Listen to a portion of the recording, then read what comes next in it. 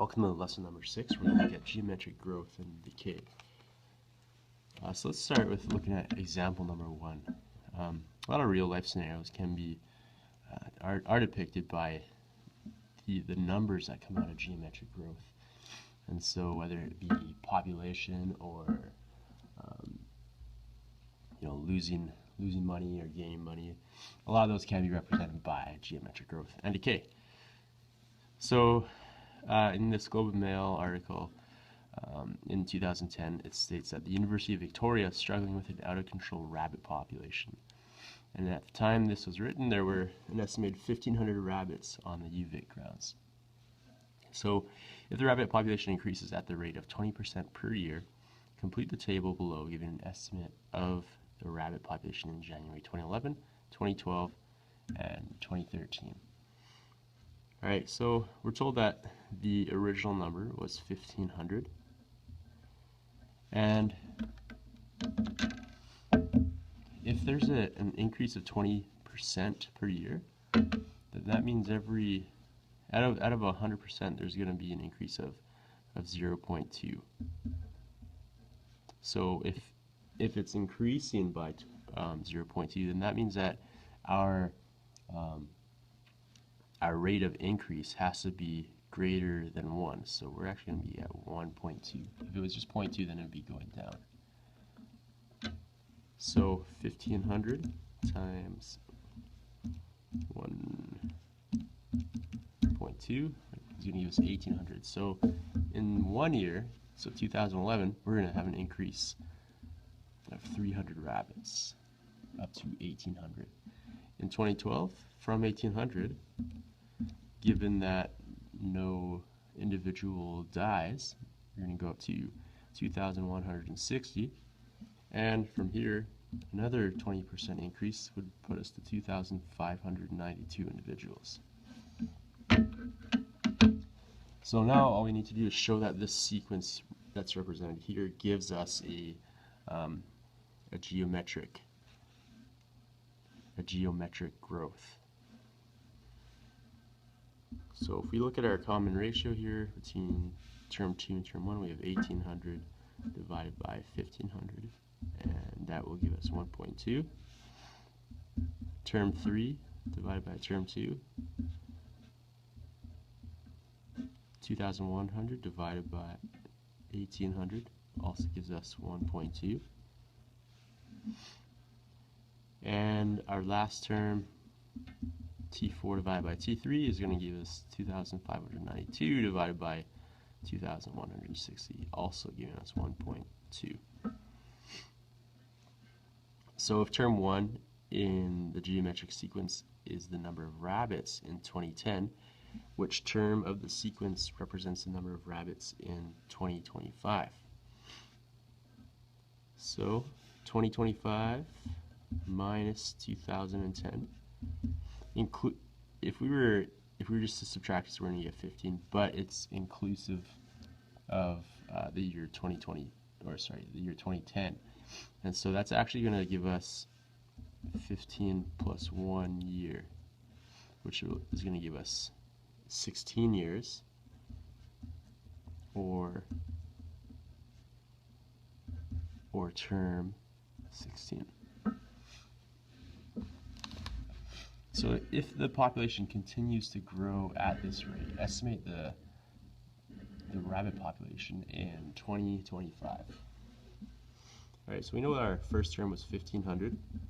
We know that our growth rate, or no, not n, but r, is 1.2. And we know that the number of terms, if we're looking for 2025, is 16. So I can just plug this into my standard formula for geometric series. 1,500 times 1.2, n being 16 minus 1 is to the power of 15. So the 16th term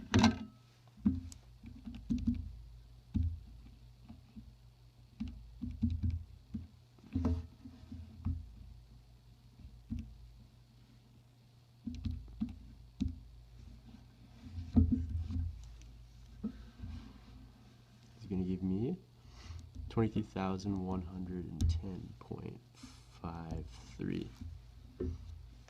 And so we can't have 0.53 of a rabbit, so we're going to say 23,110. So in this above example, the geometric growth factor is the value of our common ratio. Each term in the sequence can be termed from the previous one by multiplying by the growth factor. So in our above example, our growth factor was 1.2. So you can have growth factors, and you can also have a factor that will cause something to decay.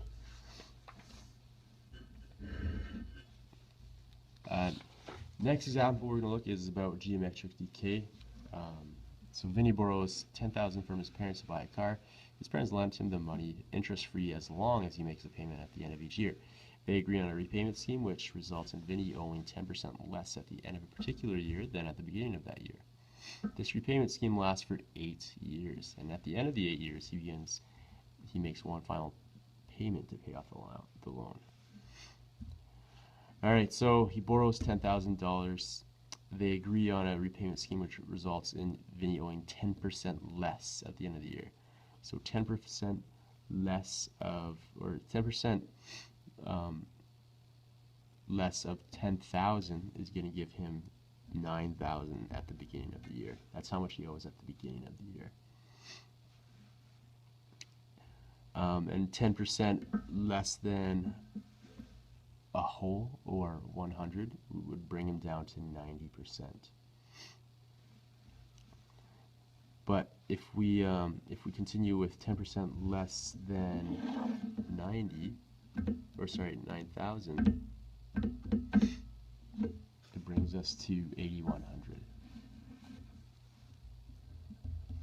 10% less than that, which we would multiply by a factor of 0.9, would be 7,290. And 10% less than that is going to give us 6,561. Alright, so this ends up forming a geometric sequence as well, but we're decreasing this time. So if we go T2 divided by T1, 8,100 divided by 9,000, we're going to get a value of 0.9. So our growth factor is 0.9. Now, just because it's called a growth factor doesn't mean it's something that's growing. It's actually decreasing in size. So determine how much he owes at the end of the 7th year. So at the end of the 7th year, we know that our first term was 9,000. We know that the growth rate or growth factor is 0.9. And if it's the end of the 7th year, then that's the 7th term. So T7 is equal to A times the ratio to the power of n minus 1, which would be 6. Then term 7 would give us 9,000 multiplied by our growth factor to the power of 6.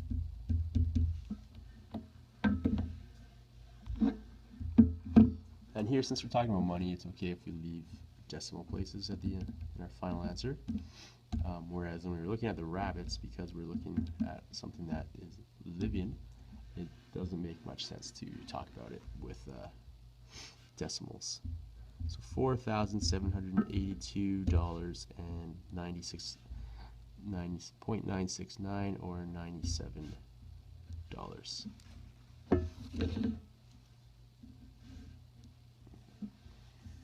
So geometric growth of the factors between 0 and 1 is often called geometric decay.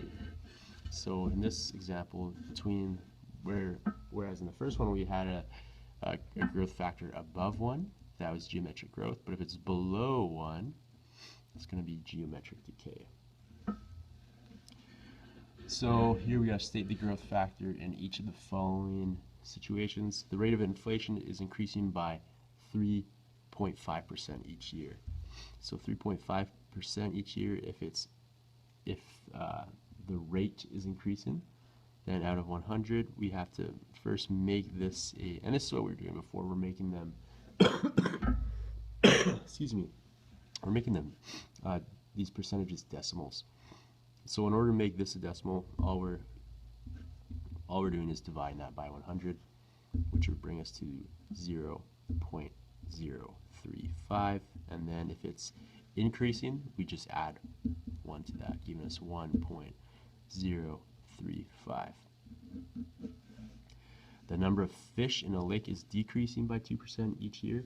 So same thing, make that a decimal, 0.02. But if we are decreasing, then we have to subtract from a whole, which would give us 0.98. The number of rabbits in a population is doubling each year, so we have to multiply that by 2. The value of a computer decreases by 1/5 each year. So if we have one whole, so 100, we subtract 1/5, that would bring us to 4/5. And the ball rebounds to 3/4 of its previous height each bounce. So we could say 0.75 or 3/4.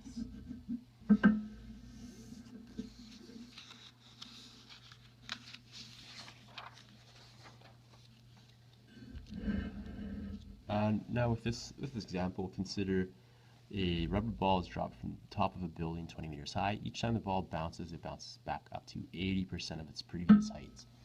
So we're losing 20% in other words. Calculate to the nearest centimeter the height of the ball after the 15th bounce. So Lucasito decides to solve the problem using a geometric sequence with T1 equal to 20. Explain why the value of T15 does not give the answer to the problem.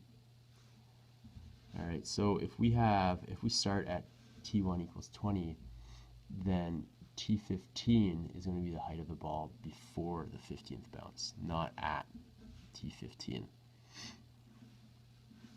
So if we use this method, where A is equal to 20, R is equal to 0.8, 80%, and N is equal to 16, then T16 is going to equal 20 times 0.8 to the power of n minus 1, or 15.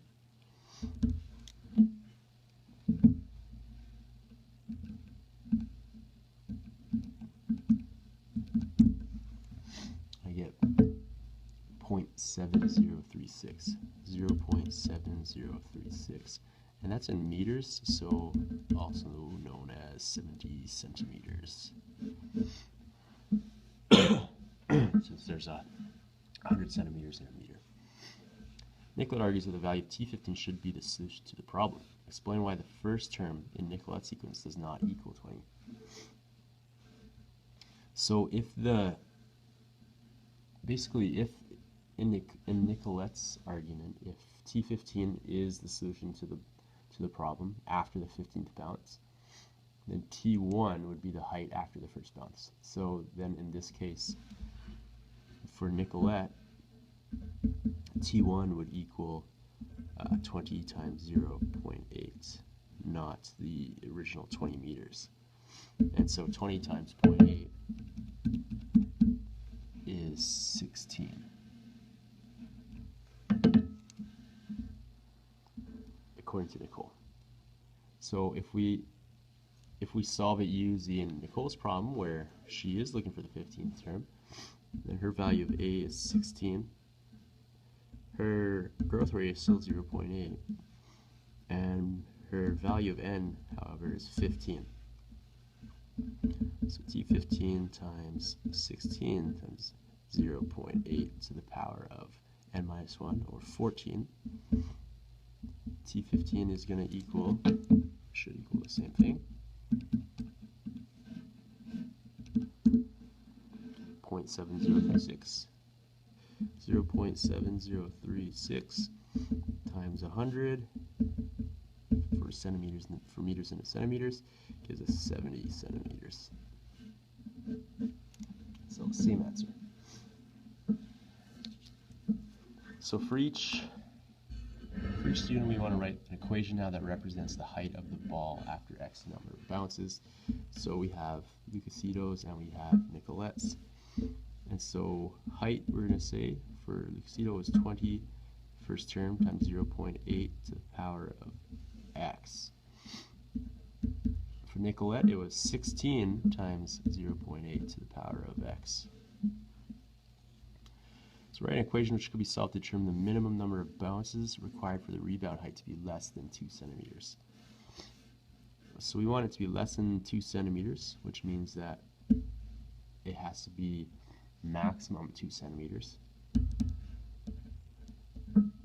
But if we're using Leucocito's equation, for example, then we could use 20 as our first term, 0.8, and then we would have to be solving how many bounces occurred. And that would be our value of x. And so if we were to actually go about and solve this, then use the intersection feature of a graphic calculator to determine to the nearest tenth the minimum number of bounces required for the rebounded height to be less than 2 centimeters. So we need to use some technology here.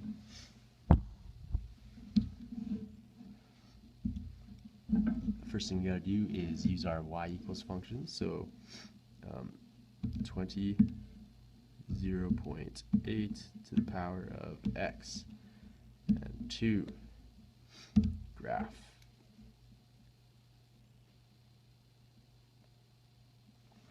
So we want to find out where these two lines intersect. In order to do that, we go to second function trace, and we choose option 5.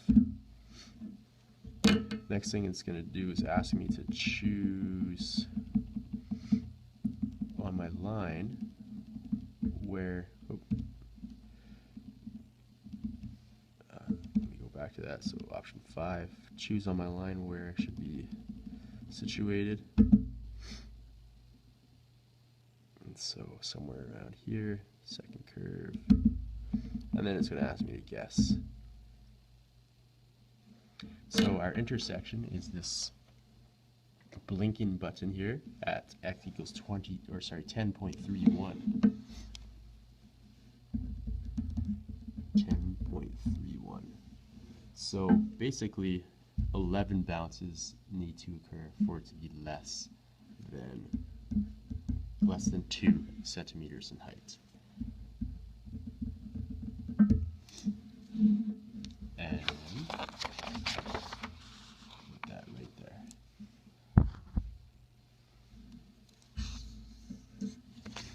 Alright, last example, we're looking at compound interest, so growth of money. So Mike invests $5,000 in a guaranteed investment certificate. Each year, 3% interest is added to the value. So if we're adding 3% interest, then we can think about what our value of R is going to be. 1 plus 3%, 0.03. Consider the geometric sequence which represents the value of the investment at the end of each year. So I have 1.03, which I determined up here.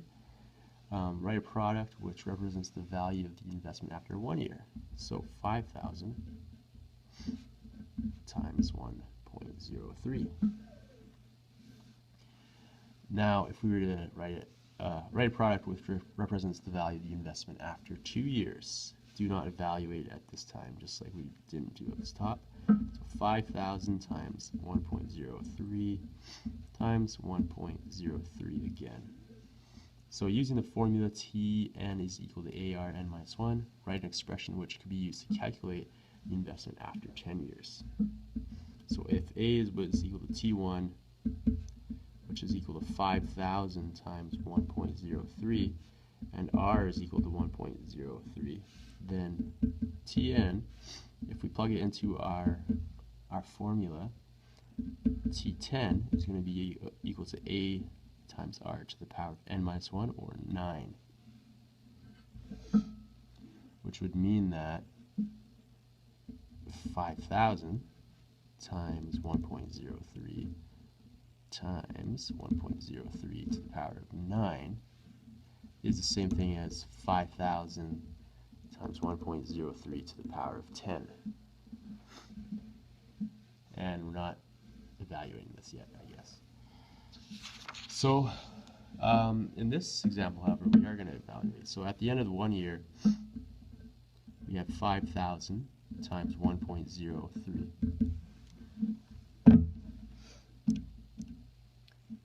So 5,000 times 1.03. At the end of the year, it's grown by $150. 2 years, 5,000, 1.03 to the power of 2.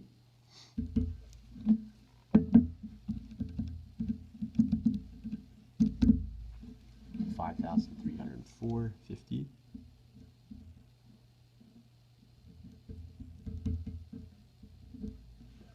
That's in dollars, and then in 10 years, to the power of 10.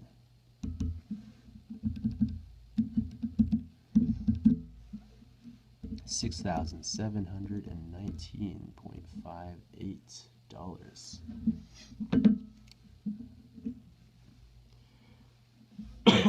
So use the formula to write an expression which can be used to calculate the investment after n years. Show that this expression can be written as a power of with an exponent of n. So if t1 or term 1 is equal to 5,000 times 1.03, since it's at the end of the year, r is equal to 1.03, then if we plug it into tn, r to the times, or tn is equal to a times r to the n minus 1, then this becomes our first term, which our entire first term is actually 5,000 times 1.03. And so instead of n minus 1, it's just going to be n, since it includes the end of that year.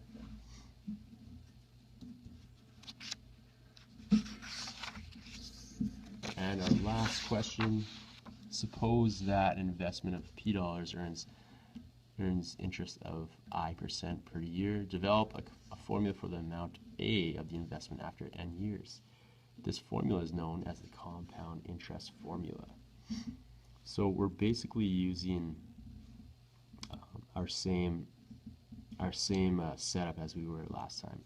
So this Tn is equal to a to the power of r n minus 1. However, our variables are going to change a little bit. So now instead of r being r is actually going to be 1 plus our interest per year, or over 100. Our first term, a, is going to be equal to p multiplied. So p is the amount that we start with, multiplied by our interest rate. So if I plug in these two values for a and r into my formula, I'm going to end up getting a value of, for Tn is equal to p times 1 plus my interest rates times my interest rates to the power of whatever term I'm working with. Now, if we were to simplify this equation, however, since it's n minus 1, what we're working with is just one of those interest rates to whichever term we're working with. And it wants us to set it up in terms of a for our final amount. So instead of Tn, we're saying that it's a that we're working with. That's your interest rate formula that you will be able to use for these questions.